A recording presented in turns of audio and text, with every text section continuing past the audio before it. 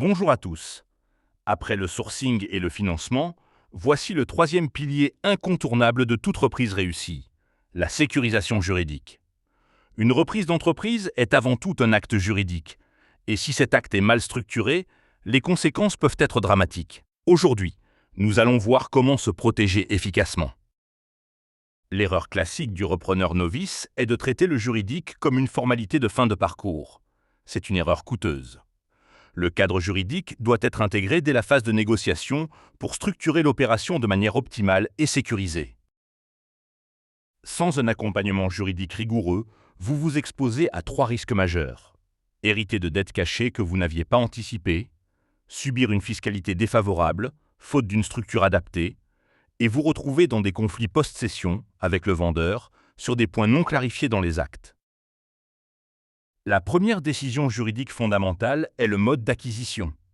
Achète-t-on les titres de la société, et donc son passé, ou uniquement son fonds de commerce? Chaque option a des implications fiscales, patrimoniales et de responsabilité très différentes. La création d'une holding peut également offrir des avantages considérables en termes d'optimisation. La lettre d'intention, ou LOI, est le premier acte juridique structurant. Elle formalise les grandes lignes de l'accord et sécurise une période d'exclusivité pour mener vos audits. Bien rédigée, elle protège le repreneur et encadre les obligations du cédant pendant toute la phase de due diligence. 3 clauses sont absolument critiques dans tout protocole de cession. La clause de non-concurrence empêche le cédant de recréer une activité concurrente. La garantie d'actifs et de passifs vous protège contre les dettes ou litiges antérieurs à la cession. Et les conditions suspensives vous permettent de vous retirer si certaines conditions ne sont pas remplies. Si l'entreprise que vous représentez dispose de locaux, la question immobilière est centrale.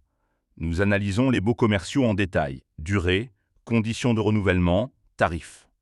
Dans certains cas, l'acquisition des murs peut être une opportunité patrimoniale à saisir. Dans d'autres, c'est un risque à éviter.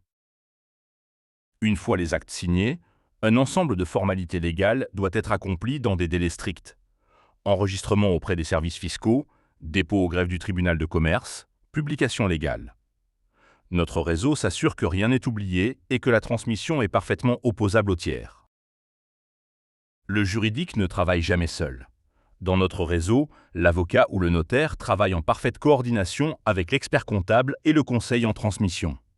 Cette synergie garantit que le montage juridique est cohérent avec la due diligence financière et la structure de financement retenue. En conclusion, la sécurité juridique n'est pas une option, c'est le fondement de votre investissement. Un accompagnement expert dès le début du processus vous protège, optimise votre structure et vous permet d'aborder votre vie de dirigeant l'esprit serein. Merci de votre attention.